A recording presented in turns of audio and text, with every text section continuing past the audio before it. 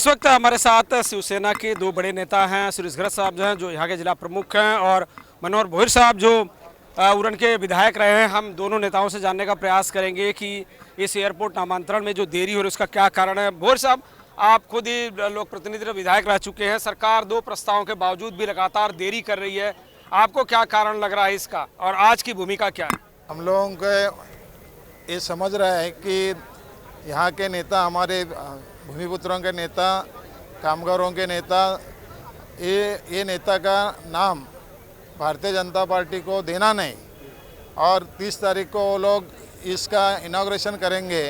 Inauguration के बाद में कोई भी एयरपोर्ट का नाम बाद में दिया नहीं जाता है।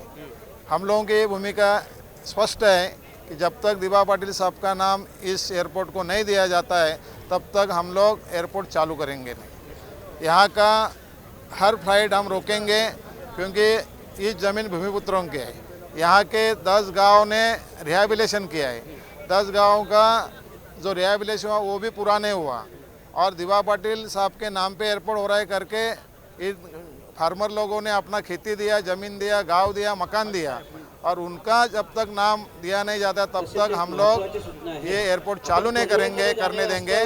भाजपा की भूमिका स्पष्ट है कि जब हम हमारे वंदनीय नेता बाला साहेब ठाकरे का हमने नाम दिया था, तब उन लोगों ने कोरोना में यहाँ पे स्ट्राइक किया, मोर्चा निकाला।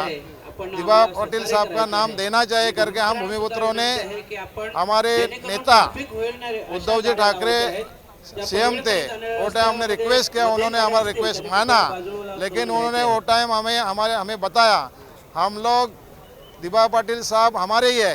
बाला साहब या दिवा पाटिल हमारे लिए एक नेता है, हमारे पिताजी है, उनको नाम हम दे रहे हैं।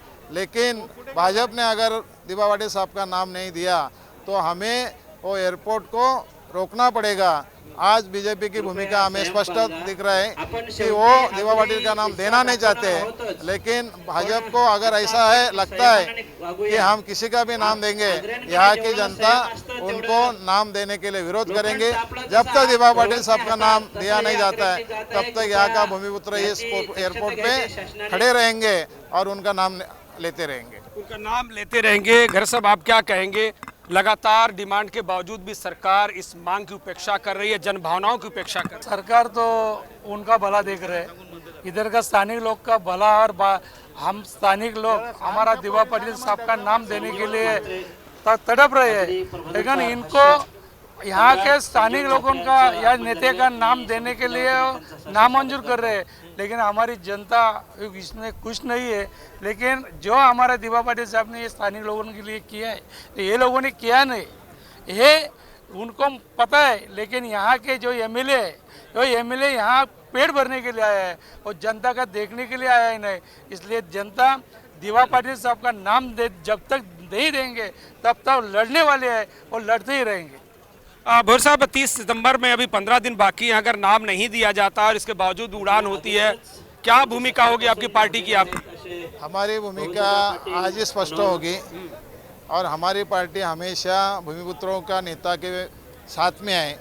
जब तक नाम दिया नहीं जाता है तब तक हमारे उद्धव जी उन्होंने आदेश दिया है, तब तक इस एयरपोर्ट को रोकना, किसी का भी नाम हम अगर इधर आ गया तो दिवा पाटिल साहब का नाम जब तक नहीं आता है तब तक शिवसेना यहाँ पे आंदोलन करेंगे और इस विमानतल का नाम दिवा पाटिल का नाम लेते ही रहेंगे। ओके, क्या भूमिका रहेगी सरकार?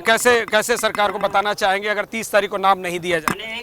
तो 30 तारीख को नाम नहीं दिया जाएगा तो हम तो यहाँ आंदोलन करते रहेंगे। हम यहाँ के विमान को उड़ने नहीं देंगे। विमान को उड़ने नहीं देंगे अगर सरकार 30 सितंबर से पहले नाम नहीं देती है, जैसा कि पहले ही चेतावनी दी गई है कि 25 सितंबर से पहले इस एयरपोर्ट पर दिवा पाटिल साहब का नाम देना जरूरी है। अगर ऐसा नहीं होता है तो आप प्रकल्पग्रस्त और जो सरकार के विरोध में राजनीतिक दल हैं उनकी भूमिका आक्रामक होगी और यहाँ से विमान उड़ने नहीं दिया जाएगा, ऐसा स्पष्ट संकेत है। अब देखना होगा कि सरकार इस चेतावनी पर कौन सा रुख अपनाती है। सहयोगी रविचंद के साथ मैं Sudhir Sharma, TV1 India, Navi Mumbai. Latest updates और ताजा तरीन खबरों के लिए TV1 इंडिया लाइव को सब्सक्राइब कीजिए और नोटिफिकेशन पाने के लिए बेल आइकॉन को दबाना मत भूलिए।